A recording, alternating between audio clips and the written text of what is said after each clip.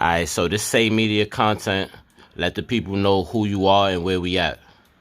Yo, what up, world? This is Admiral representing that Glory at VNC. We reporting live from BXC Studios, live from the Bronx, New York, man. We just happy to be here. Alright, copy. And let the people know where you originally from. Yeah, so I'm born and raised in Soundview section of the Bronx. Theory to be exact. So that's where I come from. And that's like Soundview Projects, or that's the Soundview section. Soundview section. I'm right. Like I grew up literally right across the street from Monroe Projects. Okay. So I'm right in the middle of all P's, from in between Castle Hill, Bronxdale, Soundview, Monroe, all in the same vicinity from where I grew up at. Alright, so you pretty much lived in the Bronx all your life? Yeah, born and raised. And let the people know like what you do as an artist. Well, so basically, I'm an MC, I'm a songwriter. You know what I mean? Do a little bit of, little executive produce events. So I do a little different, but from an artist standpoint, I'm just an MC. Alright, copy. And like, how long you been doing music? Like, how long you been rapping? Well, I started rapping probably, I started rapping in high school. I grew up a ball player, coming up. So literally like right before graduation, I started rapping. So I literally been rapping,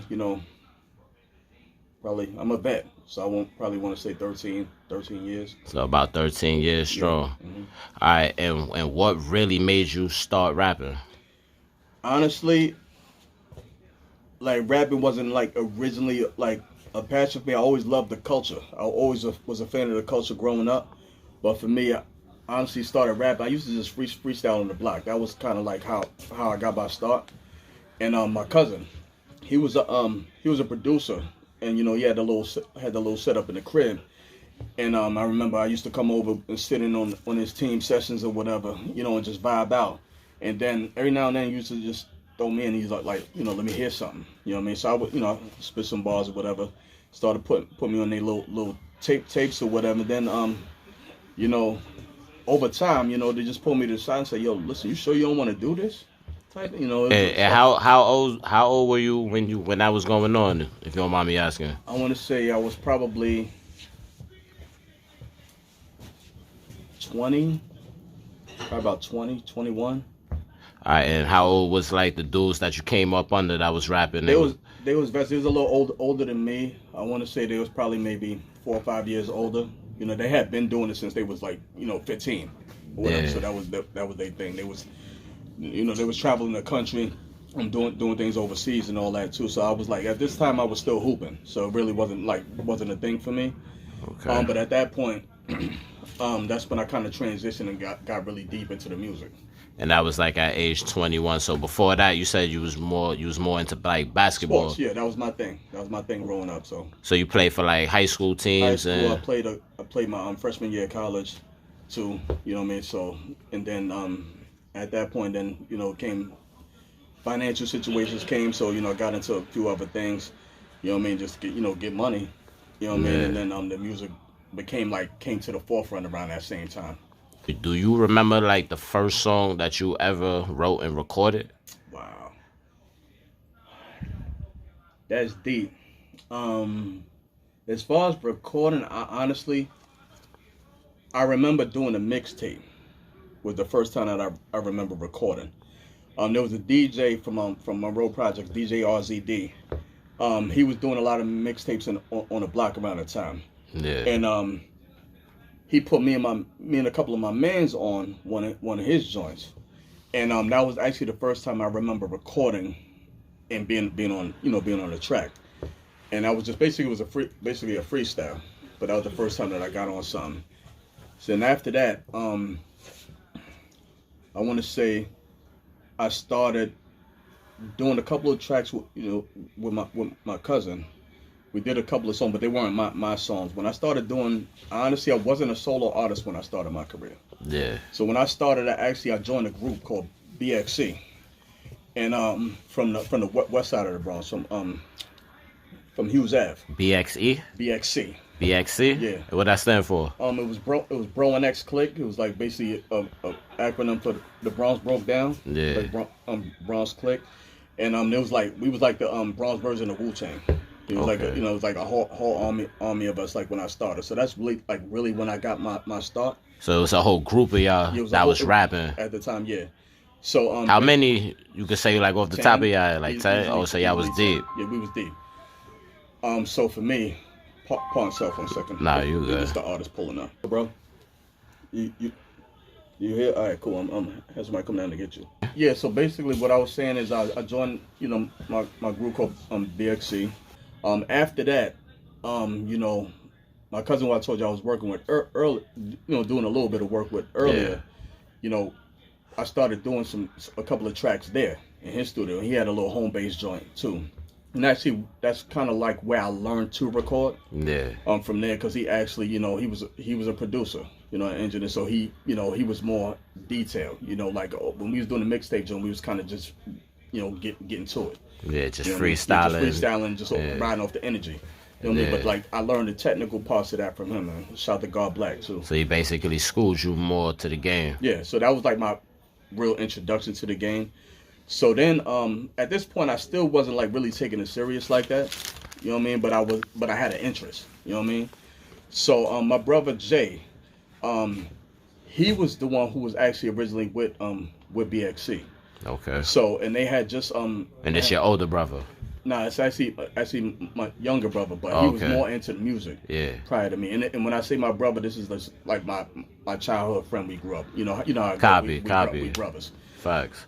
So basically, he was actually working with the team from across town, and actually used to always, talk to me about them all the time. Like, yo, these cats is fireworks, man. You need to come through, see what's going on, or whatever, right? So one day, I wasn't doing them. We were just chilling, and I said, all right, I'll slide over there with you or whatever. So I go over there, and they actually, we over in one of our man's crib, and everybody's working on music. Yeah. You know what I mean? So this is like my first experience, like seeing so many people, and everybody was, on it. On the same page. And everybody got busy. Yeah. You know what I mean? So it's like so it's a lot of lyricists around you when you got introduced to the game. Really, you got introduced to people that was really about bars and like good really music. about like really on it. Real hip hop heads. Yeah, and hungry. Yeah. You know what I mean? So it was like that type of vibe. So that kind of like got my interest up. So I remember I just came through to observe and see what was going on. I had like no intentions when I went over there or whatever. But we was chilling, and I remember one of the cats, shout to Tech Nitty too. He's the one who actually brought me into the group. So it was a funny story. We were sitting at this big, how you sitting like you in a castle and you got them long ass tables. Yeah. What I remember, we sitting at both ends of the table. So I'm just sitting at what's going on, right? And dude is just grilling me, right? And I'm like, yo, what's good with dude? Right? So he's like, and he sat there literally for like 2 minutes, like just like standing there, like obviously, he don't know me. So me coming over, he's like, yo, why is he bringing this dude through here? Like, what's the vibe? Yeah. So he's looking at me, and eventually he just said, yo, you got flow? So like I'm just starting, so I started laughing, and I'm like, I got, I do a little something or whatever, but it wasn't nothing major. He's like, yo, let me hear something. Yeah, you was more humble with it. Yeah, it wasn't nothing like that. So he let me hear something. So I spit a verse at him, and it was like honestly like one of the first verses that I wrote. And he was just like blown away, and he was like, "Yo, I don't know where you came from, or whatever. What are you doing with this? Like, what are you doing with doing with your art or whatever?" So I said, I'm still trying to find my way. I'm trying to figure it out or whatever, right? Yeah. So boom, he was like, "Yo, this is what we doing." So basically, this was at the time when they was actually building the squad. Okay. You know what I mean? So he's like, yo, they were actually about to go do a tour, like, and they had a show at Penn State coming up, right? And I remember when I was there, yo, he hit his manager up right then and there. And was like, yo, I got somebody who need to come touch stage with us. And then mind you, I never did none of this shit before, mind you. Yeah, you fresh. Right. So he's like, yo, boom, he's down with us. Add him to the itinerary. Yeah. You know what I mean? So it was like, yo, so I'm bugging right now. I'm like, yo, they can't put you like, on spot. What's going on right here? So boom, literally, true to his word. The next day, I got the call. They gave me all the intel, and I was on the road with dudes. And we actually went out there, and and actually performed at Penn State, man, it was like a huge deal for me. Yeah. But that was like my first experience actually feeling like an artist. Okay, You know, okay. like, yo, this is like, all right, this is, Yeah. damn, I want to do this now. You know what I mean? So we did that, and we did a lot of. And that was your first show. That was like coming into the game. Right. Like, you know, yo, I'm trying to get this going, and they just like, all right, yo, you want to get it going? Here's the show. Right, here we go. And I was like, yo, it was the illest experience, man, because it's like, mind you, I performed at a park jam. That was like my first show. Yeah. This shit right here was like the actual audience. I didn't know, tickets. like, I was just, but the energy, like, there was so many of us. Yeah. It like made it a little easier for me because I had, you had a good support system with me. So the energy, the vibe of everybody together, kind of made it easier for all of us. Because basically, you get your verse off. And how big was the crowd? The crowd was tremendous. We easily, I want to say, maybe 2,000 people. 2,000. Yeah. So when you first walked onto that stage, like, what was your first thought? Like, I was feeling crazy. I ain't gonna hold you. I was feeling crazy, but the only thing that got me through that was the fact that I had a squad with me. Like, if I actually walked out there and it was like just me at that particular time, yeah, I wouldn't have been ready for that.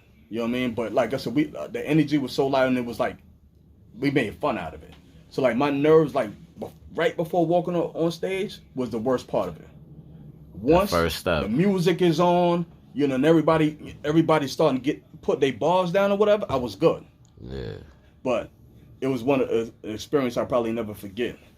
And you know, I rocked with them for a while. You know what I mean? Like I said, I told you I'm a vet in this, so I really put some time. We did a lot of shows around the city and stuff like that, and just a lot of underground things. Honestly, when you're working with a crew that big too, obviously there's a lot of things that get involved with that from a business standpoint. Yeah. You know, a lot of people, you know, everybody got their own agenda. You know, everybody got their own goals for themselves and things like that. So like eventually things didn't work out, you know, from that standpoint, and that's when I actually started to do my own thing. Okay. You know what I mean? And what year was that?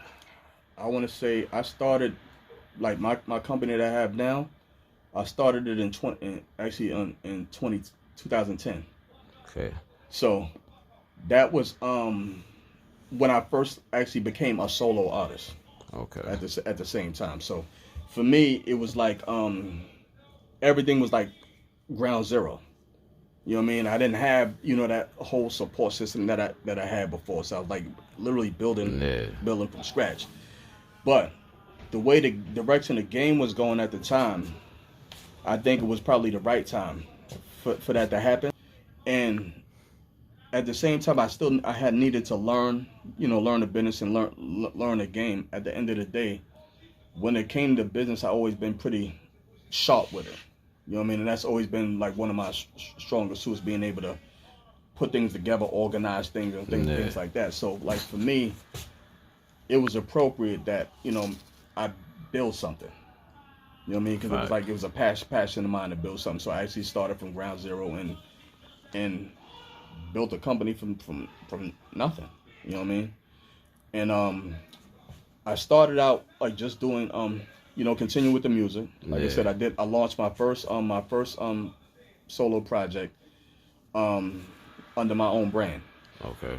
And then I brought one of my artists that I was previous in the group with. Yeah. You know what I mean? And then I added two more artists afterwards. So that's basically how I started the company. So basically, you know, it was a big time learning experience too, because I've actually never represented other artists before. Yeah. Like that. So that was a learning experience. So I actually managed two R&B artists, and also you know, handle my own music at the same time.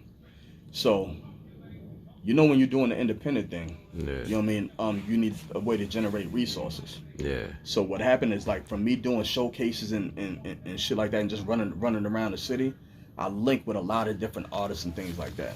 I want you to tell me some of the artists that you grew up listening to that influenced you to rap, because going through your music and checking your music out, I see that you're really about the bars and the lyricism and the message.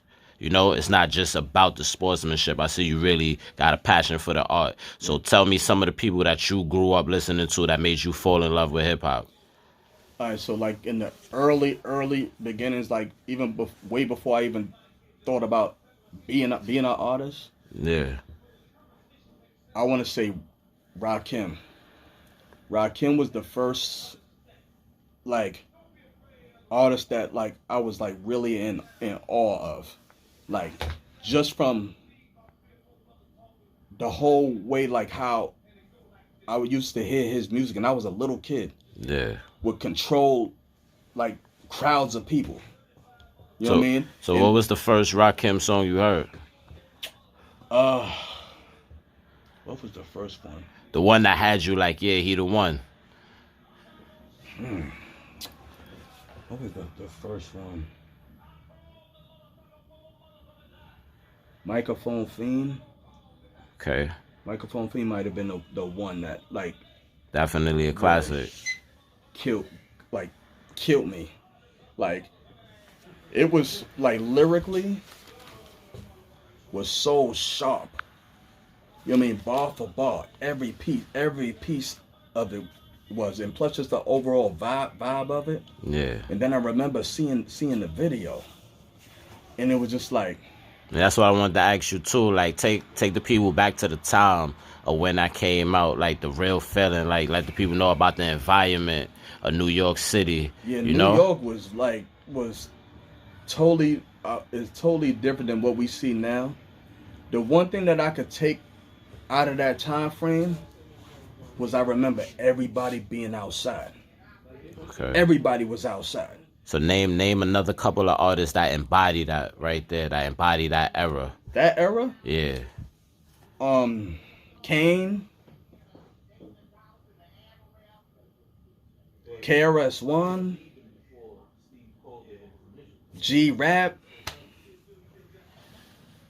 EPMD. Wow, I mean it's endless, but those artists was like super standout to me at that time. You know what I mean? Especially to me there was like a silent battle, like who was better of Rakim and Big Daddy Kane. Yeah. That was Slick Rick was heavy around that time. It was just a lot of great music. I just remember like barely not knowing what was going on, but knowing like The energy this and the is vibe. incredible. Like, and it was a new form of music killing the streets. right, and it was just killing the streets. Like every generation though, like you would have the old heads fans of that music. You would have the teenagers was vibing with the same music. Yeah. It wasn't like no time zone when it came to that. It was just great music. You know what I mean? So that's kind of like what initially made me fall in love with hip hop. Like a lot of my influences probably didn't come from that era so much, but that was what made me a fan of the culture. That's what made you fall in love with it. So now, with that being said, name some of the rappers that really influence you and influence your style of rap. I could tell you, in the early beginnings of me actually rapping,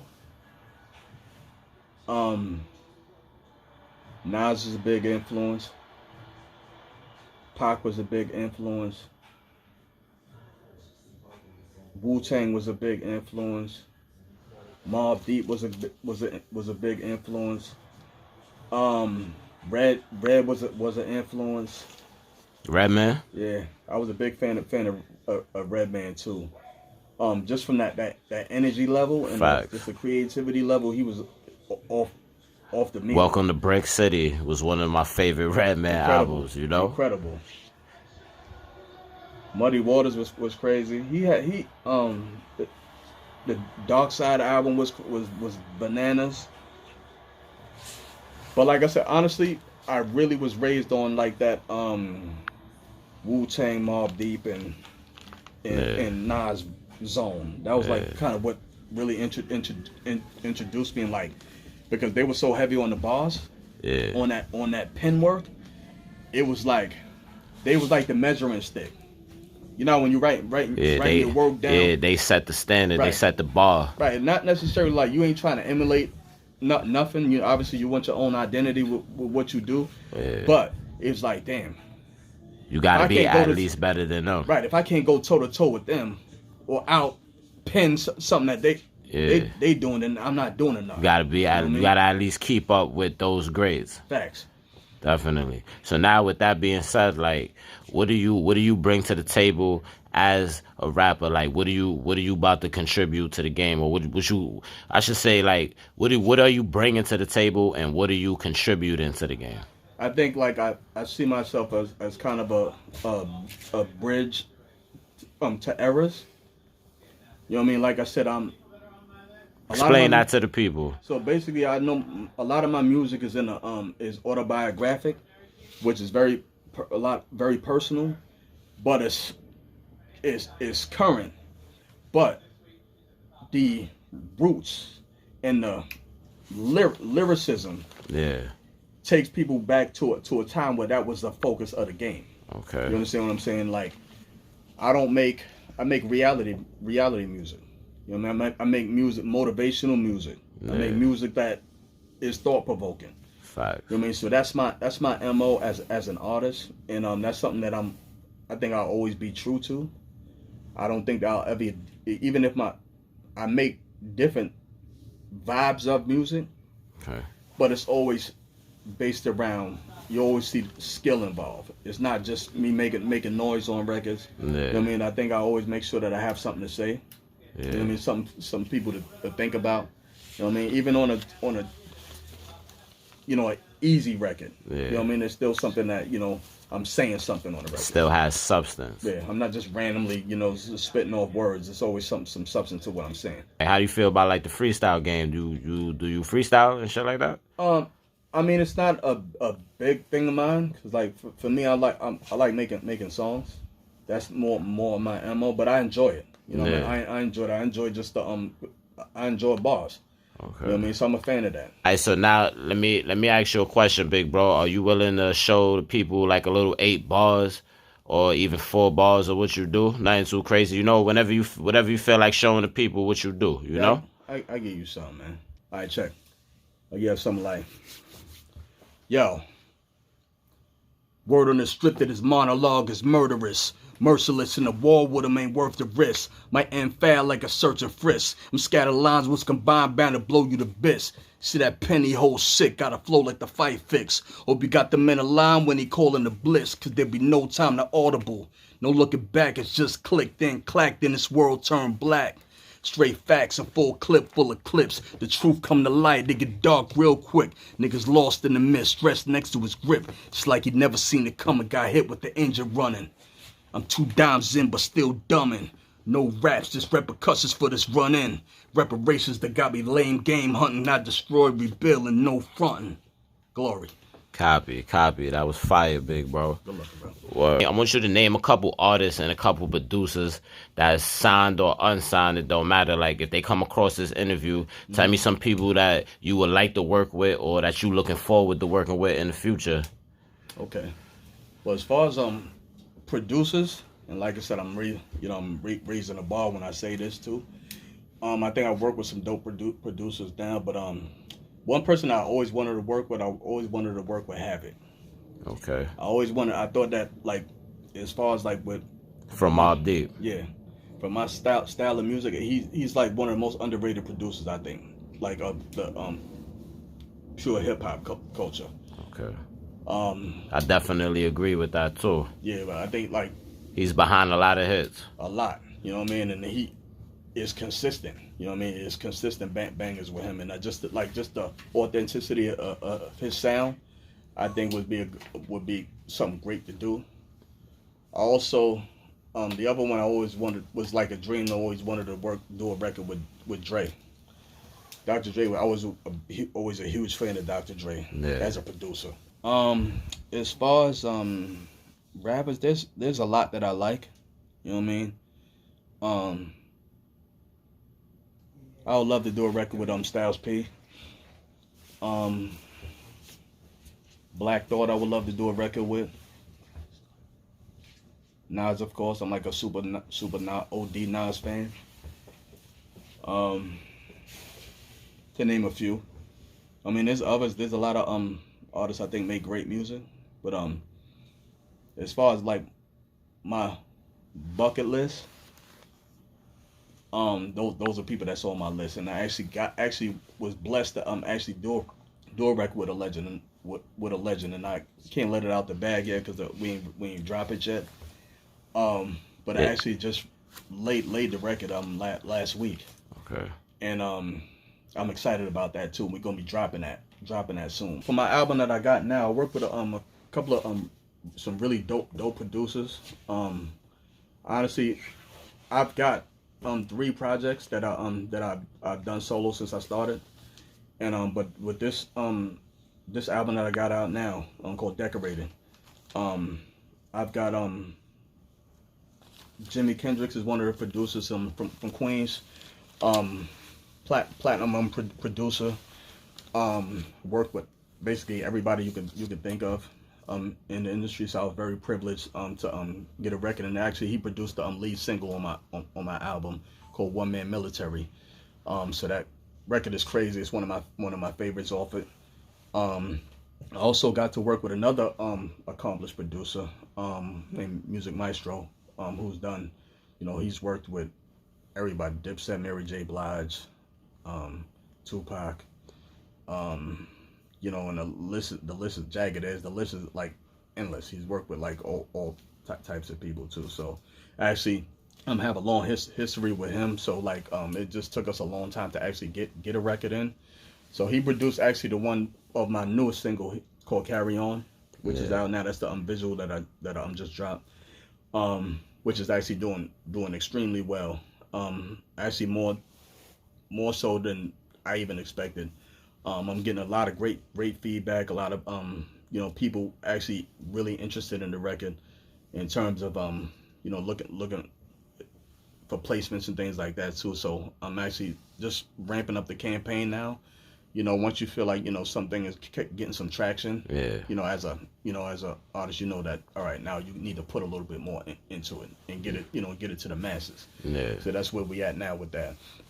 I worked with another producer, and actually, this guy I've been worked with on my last couple of projects, called Audio Narcotics from Rochester. He's dope, dope as hell, and he's been somebody who's under the radar too. But I'm actually shooting a video for one of the records that we did next week. And it's one of the records off my new project, which I haven't completed yet. And we still working. That's when we actually working on now. Yeah. But the record is fire, and he's somebody who he's worked with some people too. But he's just one of those people who's just kind of under the radar, but he makes banger after banger, man. Like very consistent with it. I also my engineer actually produced the intro record for me off this album, BXC Mike, called Decorated. It's the self-titled intro, and it's I'm actually shooting a video for that one as well. It's basically just setting the table for the whole album. Yeah. Like you listen to that, you'll kind of get the idea for where we going with the album. So. And that's something I wanted to ask you about too. You see, I was checking out your music. So you got the latest project out called Decorated. Mm-hmm. It's about 12 songs on there, right? Yeah. And like I said, I checked out the music. The ones that stood out to me the most was Carry On, Mm-hmm. Money Machine, and Moving. And actually, Money Machine's actually not on that album, but it is one of the records that I had actually put out as a single. Okay. And that actually it's interesting about that too, because when I started recording for this project, we had actually relocated the studio, so I hadn't recorded in months. Yeah. At that time. So that was the first joint that I did then, but I actually got a lot of good feedback from that record too, because honestly that was just kind of the get up and go get it record. Yeah. You know what I mean? It was kind of like me shaking the cobwebs off and kind of getting back on it. Yeah, I like the energy on it, definitely. Yeah, so that was kind of the vibe of that record, and then it's actually I haven't decided whether it's going to be on a new project or not. I'm still kind of on the fence. It just depends. Like for me, I like everything to fit. Yeah. fit a certain way. So like I got a theme of what's going on with this new project. So all the records need to kind of just So it just find their flow. place. Yeah. Yeah. So now let me ask you another question. Like, what made you name the project Decorated? Well, decorated, like if you you know, I go by the name Admiral, which is Admiral breaking down, which is a leader. Is a military personality. Um, so for me, a decorated person is someone who survived the war. Yeah. So basically, like I'm a survivor of the streets. Okay. I survived that to get to this point. So if you listen to the music, all the records in there, like even the ones that you just mentioned, Yeah. all of them tie into that same concept. I survived a lot of my life. You know what I mean? And this was kind of like me celebrating that. Yeah. You know what I mean? And giving that back to the people. That through all of this, I'm still standing. I'm still giving y'all this music. Yeah. You giving them your story. Mm-hmm. Exactly. Let the people know all the songs and projects that you got coming up for the future. All right. So the next thing, now I have projects, but we're gonna talk about the music first. Yeah. So as far as what I got coming on, I got a new album that I'm working on. I'm about 80% done with it now, called Honor and Will. That's my new album, and that's gonna be dropping first quarter. So I would honestly say we'll probably drop that around March, Yeah. the end of March, around that time. So I have new visuals dropping every month. Leading up to that, we're gonna do a whole campaign like that, and like of course I'm gonna keep y'all involved. And you got a show coming up on February 9th, February right? 9th, yeah, with Just Give Me the Mic, and Video Music Box. Yeah. So shout to Deborah Coco. So wait. So you said Video Music Box gonna be in the building? Part of the event. Yeah, they're gonna. So like Ralph McDaniel in the building. Yes, All right, that's classic. Yeah, and it's a home That's game classic. too. So like I always love when I get to perform in the Bronx. Yeah. You know what I mean? So definitely it's gonna be an incredible event. They got a huge cipher that's happening at the event too. So it's like on some pure real hip hop vibe. Yeah. You know what I mean? So it's definitely a spot to be in. So it'll be at the living room. On St. Anne's. So like And that's in the Bronx, right? Yeah, in the Bronx, yeah. That's over like near 3rd Avenue, like Correct. 149th and 3rd, in that area. So definitely the Bronx will be out there heavy for that. And hip hop will be heavy in the building for that too. So make sure, like I said, if y'all just make sure y'all pop out, man. I want y'all in the building too, man, because it's like I said, I'm gonna turn it all the way up, and I'm performing Carry On out there that night too. And speaking of that, right? I seen that you had a indoor concert series that you do where like a lot of artists could come perform their songs. Like tell the people about that. What was the name of it? It slipped my mind. Yes, Destroy and Rebuild. Destroy and Rebuild. Yeah. So basically, that's something that I started. That actually, we celebrating. It's funny that you brought that up because we celebrating the 5-year anniversary of Destroy and Rebuild this year. Yeah. So basically, actually next month, we're actually doing a 5-year anniversary celebration on February 22nd for that, and that will be here too. So like I said, y'all invited to pop out. And what made you start that? So basically, I started that to go back a little bit to see where that came from. Yeah. Like I told you before, I was doing a mixtape series called Operation X. So basically, I was spotlighting, and that was with Remy Ma's DJ Bedtime. Okay. We did that tape together. We did five mixtapes, and also my brother DJ Instincts. He did half of the tapes, and Bedtime did the first half. Yeah. So I built a lot of relationships through that. Like the whole process of making those tapes, I connected with a lot of artists. And at this same time, I was running the city, like performing, doing showcases all over the place or whatever, right? And what I noticed is that a lot of people was just really doing a lot of foul shit, to be totally honest, between me and you, in terms of the taking advantage of the independent artists. Okay. So that was kind of my motivation. Like give some examples for the up and coming artists that's watching this too, so they can know what to look out for. Yeah, the main thing I can tell you is make sure that you do your homework, artists. When it comes to anybody that you're doing any form of business with, especially now in this era, we're in the information era. So like you can always do background on anybody that you decide to do any work with. So if someone's sitting there telling you they got a showcase, right, and they're telling you Def Jam's in the building, Hot 97's in the building, Find out what capacity those people are there for. Yeah, they might have somebody in the building, but they may not be in there looking at talent. You know, they may be there because someone got a check, so they can put their name on a flyer. Yeah. And they can take your money. You understand what I'm saying? Just do your research, and if someone has a running show that you're getting involved with, talk to the people that already did their show. Vibe out with them and find out what the feedback was about the people who have already experienced that. That's the easiest way to save yourself a whole lot of headache when it comes to that. The other thing I could tell you is make sure that you're prepared. Like when you involve yourself in it, remember, everybody involved with the event has their own agenda. You know what I mean? They're there for their own purpose. You need to make sure that you take something away from every experience that you go in. So Word. whether it's you getting 2 more fans than you had before you came in there, make sure that you do that. You know, don't go in there just for the sake of do a show for the sake of doing the show. If you're a serious artist, treat yourself like that, because that's how people will look at you. People only take you as serious as you take yourself. So if you come in there just tagging along just to do things to do it, this might not be for you. You know what I mean? It's not what you want to do. You might want to do things a little bit differently. And honestly, if you're just doing that, there's plenty of open mics and, you know, and karaoke and all that you can do if you just want to do all that. But if you're trying to build a career with this, you got to conduct yourself as such. If you want people to look at, you know, follow your work, you want people to buy your music and things like that, you can't come out there like, you know, it's whatever. Yeah.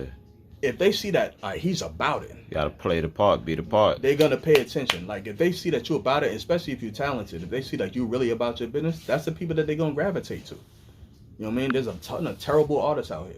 You know what I mean?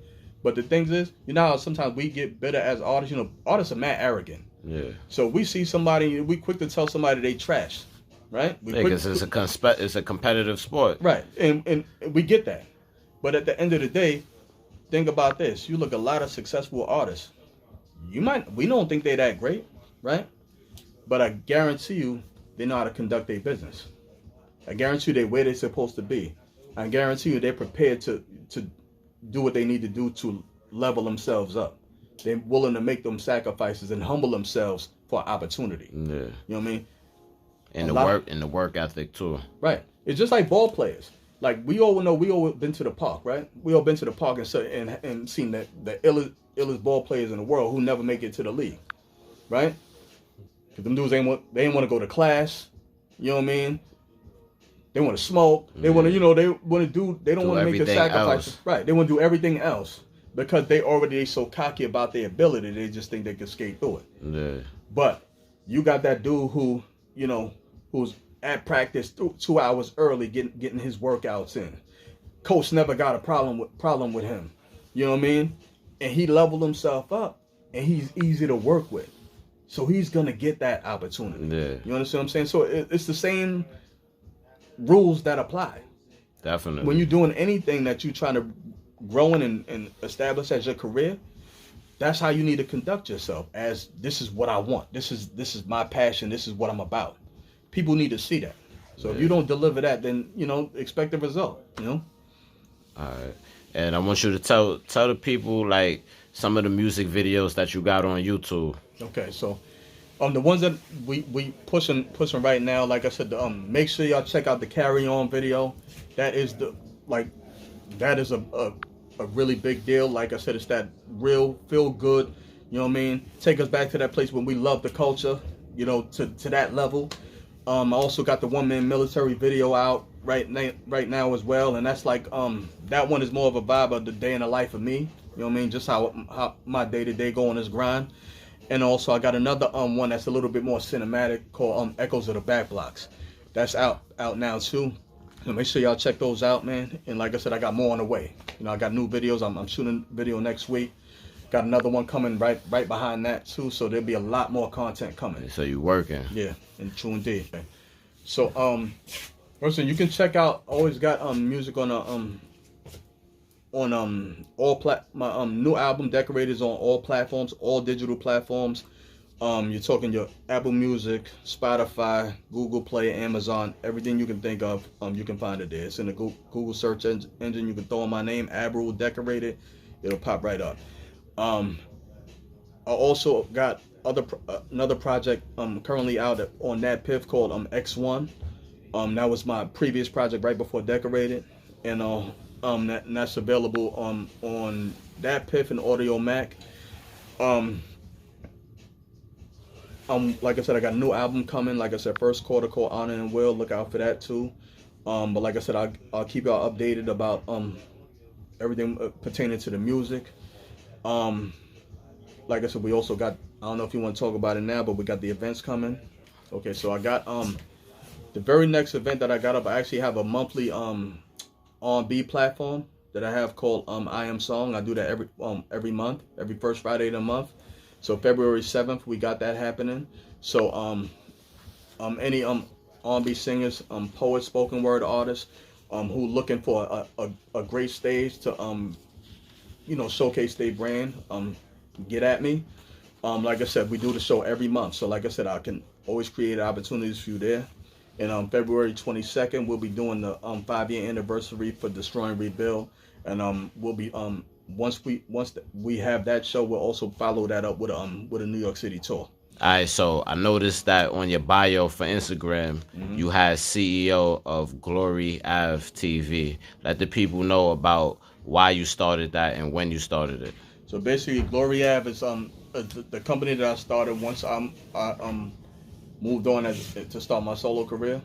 I wanted to do it independent, but I wanted to do it in my own imprint. So basically, Glory Ave was founded in 2010. We basically started out as strictly a record label, you know what I mean. But over the years, on the independent ground, we evolved the brand and just expanded it. So we added in, we provide artist management services. We also produce events as well. So that's the foundation of Glory Ave ENT. We're looking to expand into film, going later into the year. So that's our next venture. But right now we're really focused on the music and the events. I want you to let the people know all your social medias and how they can contact you. For like all the artists that see this and want to work with you, the producers and engineers, any artists that might want to work with you with the Glory Ave TV, anybody that want to link with you anyway, let them know how they could reach you. Well, but anyone who wants to work with Glory Ave, just contact us at gloryavent@gmail.com for all business. Anyone who wants to get on an event platform, contact us at gloryavevents@gmail.com. As far as the social media, you can follow the company at Glory Ave ENT. If you want to check out my music, you can follow me at Admiral 11, ADMIRAL 2 1s.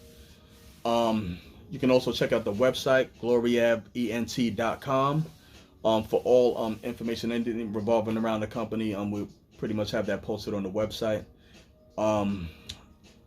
And pretty much that's it. I mean, if you contact any one of those resources, you can get in contact with us and we can get you set up.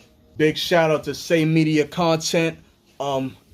Much love for y'all coming out here and rocking with us out in the studio, man. Just vibing out with us. It's been a pleasure, chopping it up, and I hope it's a beginning of something incredible, man. Salute. Facts. Good looking, big bro. Life it giving new meaning. See, I just wanna build with my brothers. I just wanna rise with my kings. I just wanna move with my soldiers. I just wanna shine with my kings light. United we fall, united we stand. Never switch up, that ain't in the plan. King to a king. Told you, man. Building from a king to a king. Never switch up, that ain't in the plan. I remember street lights glowing on that concrete, building with my comrades on it when I palms meet. Every night, break night, mama getting no sleep. Waking by them sirens, demons on that slow creek, watching for that blue van. They would set me on the street. Giuliani called the bliss, now half the homies on the creek.